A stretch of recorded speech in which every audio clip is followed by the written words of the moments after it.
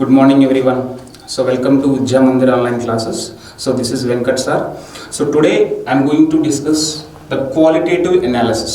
Qualitative analysis. So what is a qualitative analysis? Now how can we detect the elements present in the given unknown organic compounds? So first of all, what is a qualitative analysis? So qualitative analysis is nothing but the process of detecting the elements present in given unknown organic compound by some experiments, by sequence of experiments,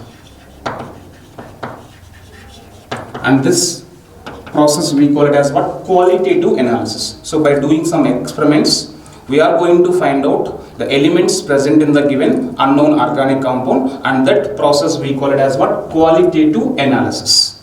Okay, now let us discuss generally in the organic compounds. So the carbon, hydrogen, nitrogen, sulfur, halogens like chlorine, bromine, iodine, phosphorus, these are the elements generally present in the given organic compounds. So let us discuss how to detect these elements one by one. The first one, detection of carbon and hydrogen. Detection of carbon and hydrogen, and this analysis and this process of detecting the carbon and hydrogen, this test is also we called as copper oxide test. Copper oxide test. So why? Because in this detection we use copper oxide as an oxidizing agent. So this test is also called what? Copper oxide test. So to detect the carbon and the hydrogen, take the organic compound, given compound. To this organic compound, add copper oxide, Cu. So after addition of copper oxide, you heat it in a distillation tube. In a distillation tube, if you heat the mixture of copper oxide and organic compound, then what is the role of copper oxide here? It is an oxidizing agent. It oxidizes the carbon and hydrogen. Suppose in the given organic compound, generally all organic compounds are made up with carbon and hydrogen. So definitely carbon and hydrogens are present. So this copper oxide will oxidize the carbon present in the organic compound into carbon dioxide. It oxidizes the carbon into carbon dioxide, and it oxidizes the hydrogen into water. Okay, the copper oxide oxidizes the carbon into carbon dioxide, hydrogen into water. But they both are what? Colorless. So carbon dioxide is a colorless gas. H2O is also colorless vapor, generally colorless molecules. So to detect this, what I am doing, I am sending this mixture through lime water. Lime water. So what is lime water? It's nothing but lemon water. So calcium hydroxide. Lime is nothing but what? Calcium hydroxide. So when you send the CO2 into this lime, what happens? The CO2 will react with this CaOH twice, and they produces CaCO3 precipitate. So once the CaCO3 precipitation takes place, then it come out as what? Milky white precipitate will come. Milky white precipitate will come. So it confirms the presence of CO2 in the mixture. Once the CO2 was confirmed, it confirms the presence of carbon in the compound. Okay, then how to confirm the H2O present in the mixture? To confirm that, what I am doing, I am sending this mixture into the anhydrous copper sulfate solution. Generally, anhydrous means without water. So if you take anhydrous copper sulfate, this is a colorless. Anhydrous copper sulfate is colorless. So if you send this mixture into this anhydrous copper sulfate, the anhydrous copper sulfate becomes what? Hydrated copper sulfate. Once the anhydrous copper sulfate becomes hydrated, the solution becomes what? Blue colored. Blue colored. it confirms the presence of H2O in the mixture. Finally, it confirms the presence of hydrogen. So likewise, we can detect the presence of carbon and hydrogen by using copper oxide. So this test, so-called copper oxide test. Next, go to the second element, detection of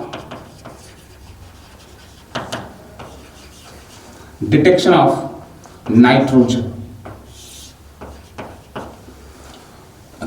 Generally, to detect the nitrogen, sulfur, halogens, we follow one test, that is what? Lezine's test.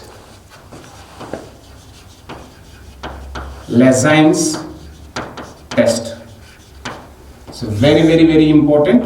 Why? Because the same test we use to detect three elements. What are those? Nitrogen, sulfur and halogens. In that halogen, chlorine, bromine, hydrogen. Total 5 elements we can detect with the same test.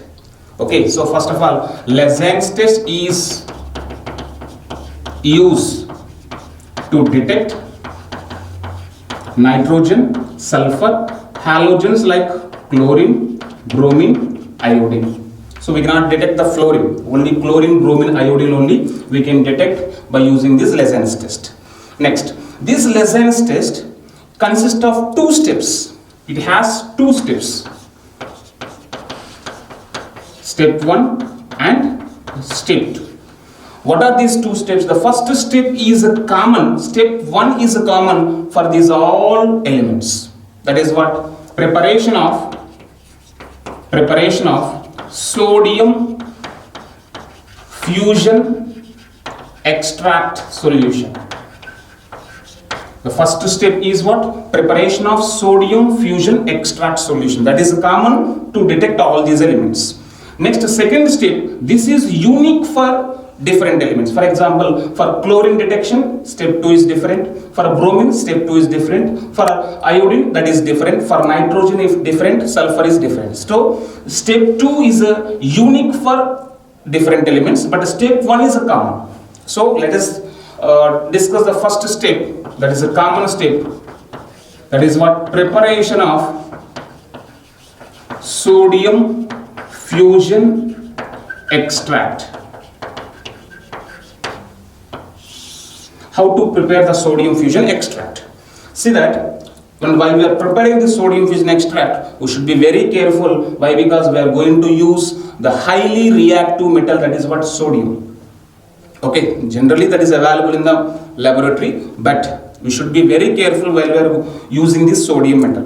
Why? Because once the sodium metal touch the water, in case if it touch the water, it almost like explosions like boom. So that is why even small piece of sodium, keep it in water also, some kind of explosions takes place. That is why we should keep away the sodium from water. So to keep away sodium from water, we generally keep the sodium in kerosene. Okay, come to the point. Preparation of sodium fusion extract. How to prepare? There is a sequence of experiment. Let us take a small piece of sodium in a small test tube. That is what we call as an ignition tube. Ignition tube. And what are the properties of this tube? It has very thin walls, but those thin walls are having high resistance towards heat, so they cannot easily burst. Okay. Now, so this is the ignition tube. Into the ignition tube, I have taken a small piece of sodium into it. After takes the sodium into the ignition tube, just heat it. Heat for some time. If you heat it, what happens? The sodium metal, that's solid state initially, it will comes into the fusion state. This is what? Na fusion or molten Na. Now, after the sodium melts, now you add organic compound. OC stands for what? Whatever the organic compound in which we need to detect the elements, add some amount of organic compound into this molten sodium, and after that reheat it. Continue the heating. Okay, you continue this heating until this tube becomes a reddish hot.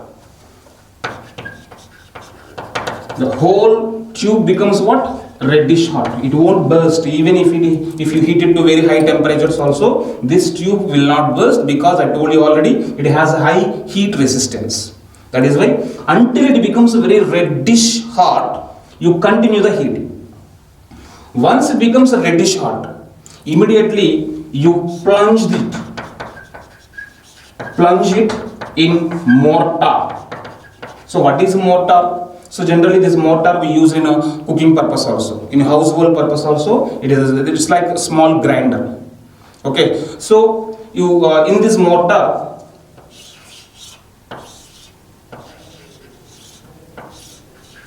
so likewise this is a mortar. So you take a small amount of water in it. After it becomes reddish hot, immediately you take this ignition tube and plunge it in this mortar. Okay, so in this heat temperature, at this temperature, if you grind it well, it will generally automatically usually it will grind it well. Once in grinder you grind it, even if you grind it well also, there was some glass pieces. To remove these glass pieces, what happened? You filter it. After you filter that, all glass pieces have been separated, then that remaining supernatant means clear supernatant solution, we call it as what? This is called sodium fusion extract. This clear solution, after the filtration, that whatever the solution we got, that clear solution we call it as what? Sodium fusion extract. You may get that out. What is the necessity to prepare the sodium fusion extract? So let us see. While we are doing these all experiments, we are converting the covalent compounds into ionic compounds. Why? Because when the element is in the covalent form, they won't react in general. So to react, in order to make them into react, we should convert that covalent nature into ionic nature. So to convert the covalent compounds into ionic compounds, we are preparing this sodium fusion extract. I will tell you how. See that, suppose in the given organic compound, carbon is in what? Covalent nature. Even nitrogen is also in the covalent nature. So carbon and nitrogen. Organic compound having carbon and nitrogen. To this I have added sodium. Okay, I have added sodium. After the addition of sodium to carbon and nitrogen, if you heat it, the sodium converts this covalent carbon and nitrogen into NaCN. Here the carbon nitrogen are covalent nature, but NaCN is an ionic nature. So indirectly we are converting the covalent compounds into ionic compounds. Suppose in case of sulfur, if you take, so it converts, the sodium converts the sulfur into sulfides, Na2S, sulfides. Similarly, halogens, sodium converts the halogens into halides. So likewise, how the nitrogen is converting into cyanides, sulfur are converting into sulfides, halogens are converting into halides. So finally, we are converting these all organic compounds into what? Ionic compounds. To convert these organic compounds into or covalent compounds into ionic compounds, we prepared this sodium fusion extract. Okay, finally, the covalent compounds are converting into ionic compounds. So only in this ionic nature, in this ionic compound form only, they can be react. In the covalent compound nature, they won't react. That is why. So this is the first step. Let us move on to the second step. That in that second step, how to detect the nitrogen, sulfur, halogens, we will discuss in detail. Now the detection of nitrogen. Detection of nitrogen. So to detect the nitrogen, so in the previously we prepared sodium fusion extract solution. That extract solution only we should consider, we should take. Don't take organic compound directly, we should take only fusion extract solution. Now take the fusion extract solution. To this fusion extract solution, add freshly prepared ferrous sulfate. Freshly prepared ferrous sulfate. There was a reason why only freshly prepared. Why? Because if you keep the ferrous sulfate for some time, the ferrous ions becomes ferric ions. Ferrous sulfate becomes ferric sulfate. So, but this reaction should take place only in ferrous form. That is why we should always take freshly prepared ferrous sulfate solution. And after the addition of the freshly prepared ferrous sulfate, add 1 or 2 drops of concentrated H2SO4. Okay, 1 or 2 drops of concentrated H2SO4. After the addition of 1 or 2 drops of concentrated H2SO4, immediately we will get Persian blue color precipitate we will get. So which color? Persian blue color. It's very, very important, and they may ask you the questions are related to this. What is the color of the precipitate and what is the complex which results that color during the nitrogen detection? So this kind of questions they will ask you. Let us see the mechanism. Now, in the fusion extract solution, I told you if there was a nitrogen, the nitrogen are converting into what? Cyanides. So Na plus C plus nitrogen will get NaCN. So in the fusion extract solution, nitrogen is present in the form of cyanide. Clear? Now to this cyanide, what we added? Freshly prepared ferrous sulfate. So 2 moles of NaCl reacts with FeSO4, freshly prepared ferrous sulfate. You will get FeCN twice, ferrous cyanide plus Na2SO4. Precipitate will come. Ferrous cyanide we got. After the addition of freshly prepared ferrous sulfate, we got ferrous cyanide. Next, to this ferrous cyanide, 4 more moles of NaCl. Okay, more 4 moles. Here 2 moles, here 4 moles. Total 6 moles. Now this 4 moles of NaCl further reacts with the ferrous cyanide. We get Na4 FeCN6 complex. So what is the name of this one? Sodium hexacyanoferrate.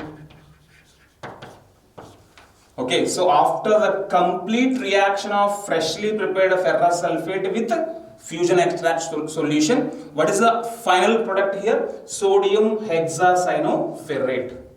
Intermediate product is ferrous cyanide. Final product is sodium hexacyanoferrate. Okay, now what is the role of concentrated H2SO4? After the formation of sodium hexacyanoferrate, the remaining ferrous ions, here the remaining ferrous ions are there, ferrous sulfate. That remaining ferrous ions becomes ferric ions in the presence of concentrated H2SO4. In the presence of this H2SO4 will convert the excess ferrous ions into ferric ions. Now in the solution, iron is present in which form? Ferric form. Now this ferric ions, now it will react with this sodium hexacyanoferrate. See, the ferric ions will react with this. So I'm not taking the cations, only anion I have taken. What is the anion here? If 4 Na plus ions are going out, FeCN6 in the complex -4 charge will be there.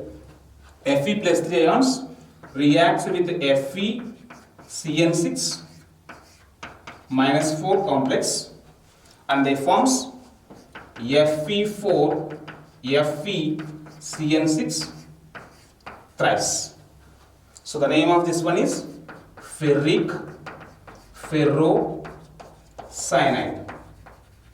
Ferric ferrocyanide. Because of the formation of this ferric ferrocyanide, this is in Persian blue color. Because of this formation of this complex, we got Persian blue color here.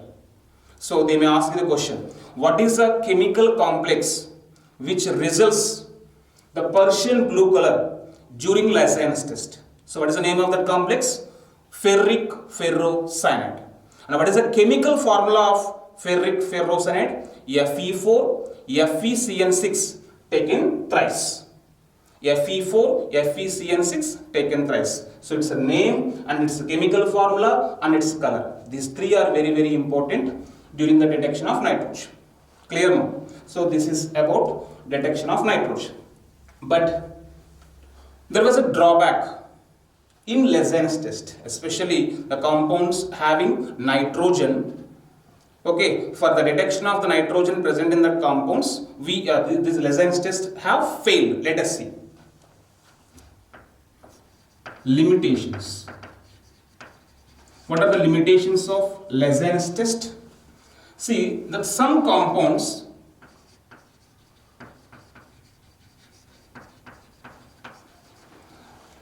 which are not having carbon in it. Some compounds like hydrazines.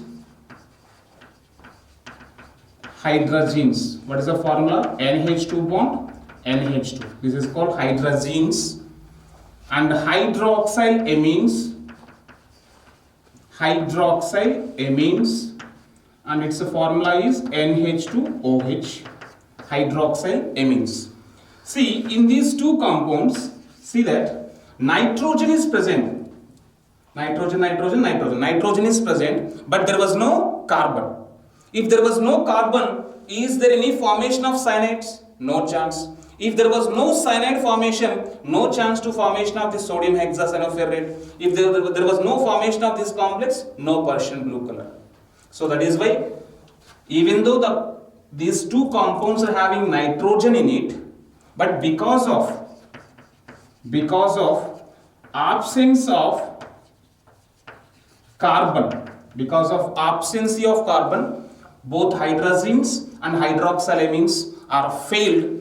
In these two compounds, we cannot detect the nitrogen by following this Lassen's test. That's the first exceptional case. Next one. In diazonium compounds, or diazonium salts.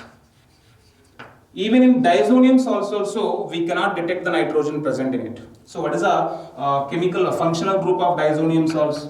R, N triple bond N, X. So this complex N2X must simply diazonium salts formula. See, even in these compounds also nitrogen is there. So R means definitely in alkyl groups carbon is there. You may get that out. In the above two compounds nitrogen is present, but because of lack of carbon they were failed. Okay, fine. What about here? Here carbon is there, nitrogen is also there. Then why these compounds are not giving a positive test in Lassen's test? Because if you heat this compound, diazonium salts, if you heat it, the nitrogen present in this functional group will eliminate as N2 gas. Okay, if you heat this diazonium salts, they liberates nitrogen gas. If they liberates nitrogen gas, there was no nitrogen. If there was no nitrogen, no cyanides. So that is why in these three cases, by using Lassen's test, we cannot detect the nitrogen. Okay, so this is the limitations for the detection of nitrogen by Lassen's test. Next, move to the detection of sulfur.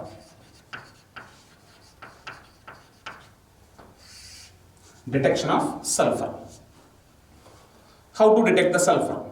So, in the first step, we prepare the extract solution. So, take the fusion extract solution.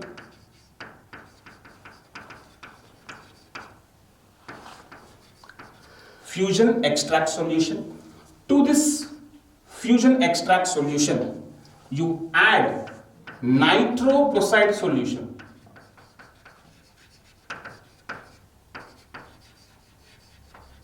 So which solution? Nitroprusside solution that was available in the market.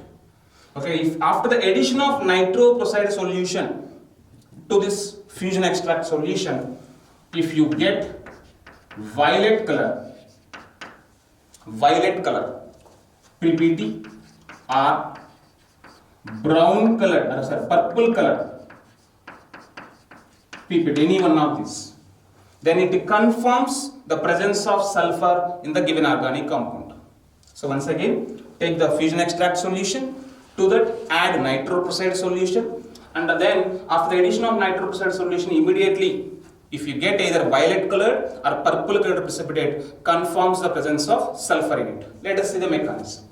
So in the fusion extract solution, sulfur is present in which form? Sulfide form. So here I have taken Na2S, sulfide, Na2S.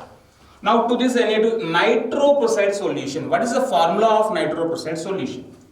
That is Na2 FeCN5NO. So this is a chemical formula of nitroprusside solution. You should remember there was no other alternate. So what is the name? Sodium pentacyanonitrosoferrate.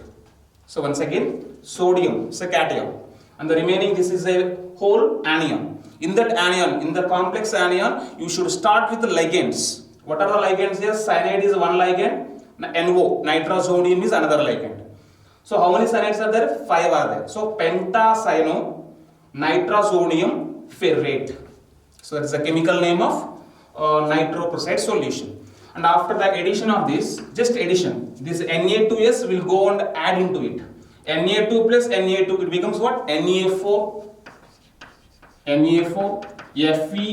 FeCN5, NO becomes NOS. Sulfur insertion into the complex. So because of the formation of this complex, this is the this complex is what? Violet or purple color. So because of the formation of this complex, here we are getting violet color precipitate or purple color precipitate. So this is one kind of detection of sulfur. Okay, the second kind of detection of sulfur. So this first one is what? Nitroprusside test. This is because we are using nitroprusside solution. So this test we call it as what? Nitroprusside test. The second way, take the fusion extract solution.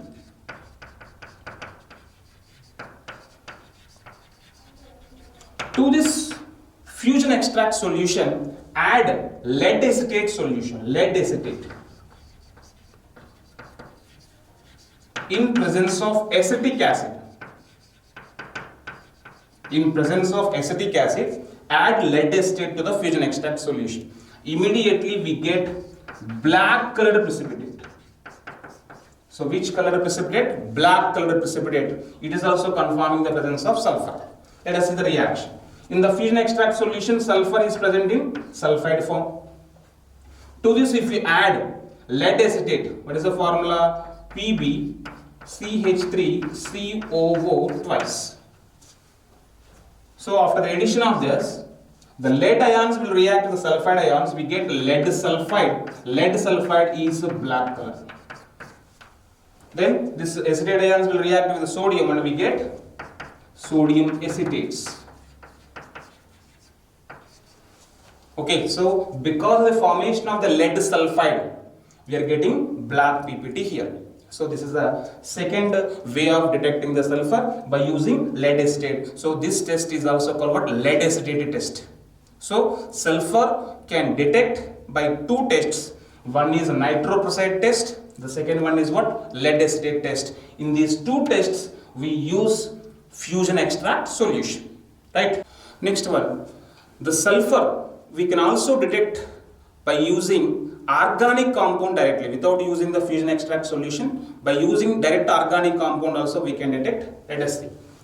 Take the organic compound. OC stands for what? Organic compound. Directly I have taken organic compound, not fusion extract solution. To this organic compound, you add any oxidizing agents. Here I am adding HNO3, concentrated HNO3. If you add constant HNO3, this is the oxidizing agent. This oxidizing agent oxidizes the sulfur. The sulfur is present in this organic compound. It oxidizes the sulfur into sulfates. Into what? Sulfates, SO4 minus 2. Okay, now To this, if there was excess of HNO3, so it will come out as what? H2SO4. So in presence of protons, it will come out as what? H2SO4. Finally, the HNO3 oxidizes the sulfur into sulfuric acid. Now, to this sulfuric acid, if we add barium chloride solution, barium chloride solution is one of the reagent that we use to detect what? Sulfates. So if you add the barium chloride solution, immediately we will get BaSO4 precipitate will come. BaSO4 is a white colored precipitate. It confirms the presence of sulfur in the given organic compound. So this is the direct test. This test is not included in the Lezane's test. Why? Because when we call the Lezane's test, in Lezane's test we use a fusion extract solution, but here direct organic compound itself we have used. And one more thing you should remember, suppose if the organic compound having both nitrogen and sulfur, in a single test we can detect both. Let us see. Detection of, in case of presence of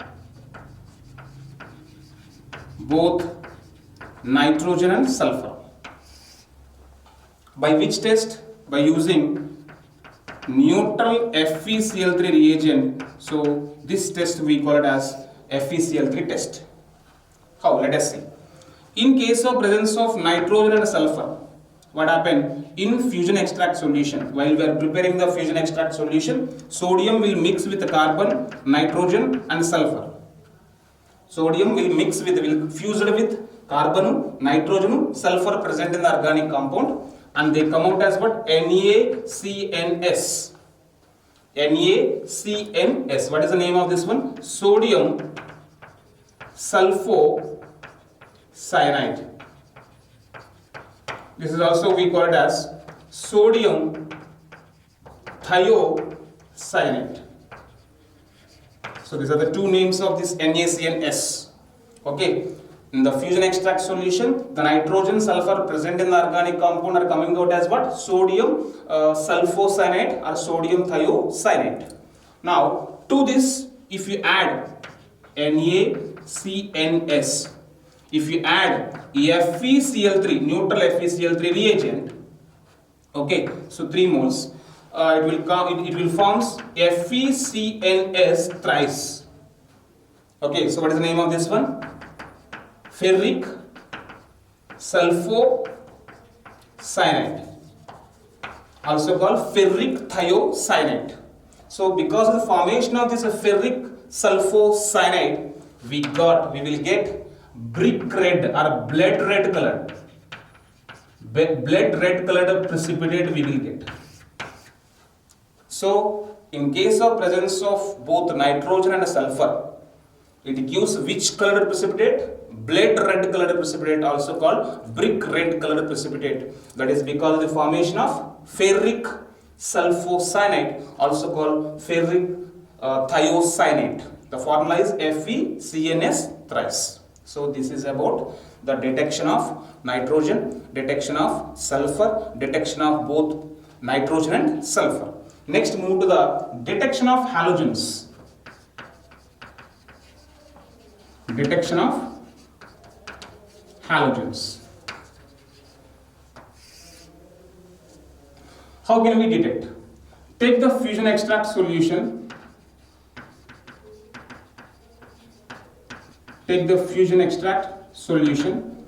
To this fusion extract solution, add silver nitrate AgNO3 in presence of concentrated HNO3. In presence of HNO3, add AgNO3 to the fusion extract solution. I will tell you the role of HNO3 later. Okay, so if you add AgNO3 to the fusion extract solution, if you get white precipitate, curdy white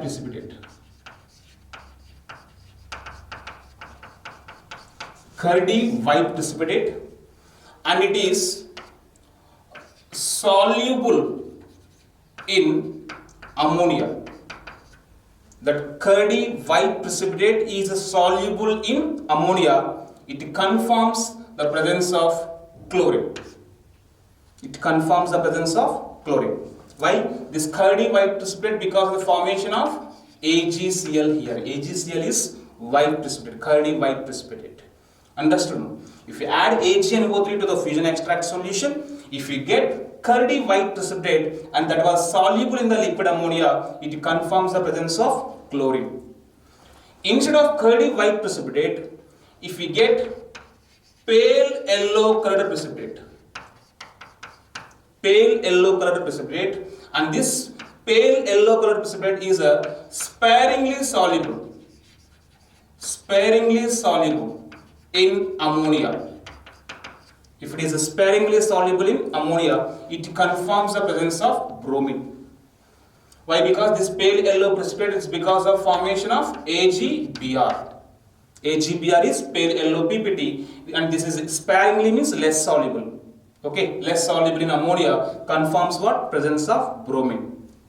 Next, instead of getting pale yellow PPT, if we get yellow colored precipitate, thick yellow PPT, and this is insoluble in ammonia, it confirms the presence of iodine. Why? Because this yellow PPT is because of AgI. So in a single step, in a single reaction, we can detect the chlorine, bromine, iodine. Okay, so once again, take the fusion extract solution, add AgNO3. After the addition of AgNO3, if it is a curdy white PPT and it is soluble in ammonia, confirms chlorine. Pale yellow PPT and this, which is sparingly soluble in liquid ammonia, confirms bromine. If it is yellow PPT and it is almost insoluble in ammonia, confirms iodine. Now, what is the role of concentrated HNO3? Let us see the role of HNO3 here. In case if nitrogen or sulfur present along with halogen. Okay, halogen is present. Along with halogen, if the compound having nitrogen or sulfur, what will happen? Let us see. If nitrogen is present in the fusion extract form, NaCN. If nitrogen is present along with halogen in the fusion extract, NaCN is present, and at the same time NaX is also present. If sulfur is present, sulfur is exist as sulfides. So these cyanides and the sulfides will react with this AgNO3 and they get different products, different byproducts, and those byproducts will again not giving accurate results during the detection of halogens. So that is why to avoid this, we are adding HNO3. What is the role of HNO3? This HNO3 will decompose this NaCN and Na2S. It will decompose the NaCN into, so if you add HNO3, it will give NaNO3 and HCN. HCN will vaporize. And it will decompose the Na2S, that is the HNO3, will decompose Na2S into NaNO3 and H2S. H2S will evaporate. So to decompose the cyanides and the sulfides, to avoid the interruption of the above reaction, we are adding HNO3 here. If you don't add the concentrated HNO3, these cyanides and the sulfides will go on react with this AgNO3 and they form AgCN and AgS. With this, we are getting other colored precipitates. Okay, it will not give accurate products. So that is why we should add concentrated HNO3 while we are detecting the halogens. Okay, the last one, detection of phosphorus. Detection of phosphorus present in the unknown organic compound. So how to detect? So take the organic compound. So we are not taking fusion extract solution, we are directly taking organic compound solution.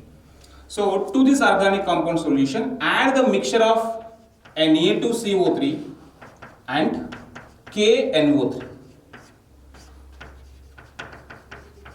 Add the mixture of sodium carbonate and KNO3. Why? Because after they reacts with each other and they finally produce a strong oxidizing agent, that is nothing but NaNO3. And this in aqueous, in acidic media, finally HNO3. So instead of taking this mixture, you can directly take HNO3, concentrated HNO3, not a problem, or concentrated HNO3. So if you add this mixture or concentrated HNO3 to the organic compound, this is a strong oxidizing agent. It oxidizes the phosphorus present in the organic compound into phosphoric acid, H3PO4. Okay, this mixture oxidizes the phosphorus present in the organic compound into what? Phosphoric acid, same as like sulfur. Okay, that mixture oxidizes the sulfur into sulfuric acid. Here phosphorus is oxidizing into phosphoric acid. Now to this phosphoric acid, add the reagent. This is what main important reagent, that is what ammonium molybdate. So which reagent we use to detect the phosphorus? Ammonium molybdate reagent. So the formula for this is NH4 thrice MoO4, ammonium molybdate. If we, after the addition of ammonium molybdate to this phosphoric acid, we are getting yellow colored precipitate. So which color? Yellow colored precipitate. That is because of the formation of ammonium phosphomolybdate. So which complex gives yellow PPT? Ammonium phosphomolybdate. So if you want chemical formula, NH4 thrice PO4, 12 moles of MoO4. So this is the chemical formula of ammonium phosphomolybdate. So because of the formation of this complex, we are getting yellow PPT. It confirms the presence of phosphorus in the given unknown organic compound. So likewise, by using a specific test, we can detect the all elements present in the given unknown organic compound. So I hope you understood this concept well. If you have any doubt, you please contact me in the WhatsApp. I will definitely help you out. Until then, take care.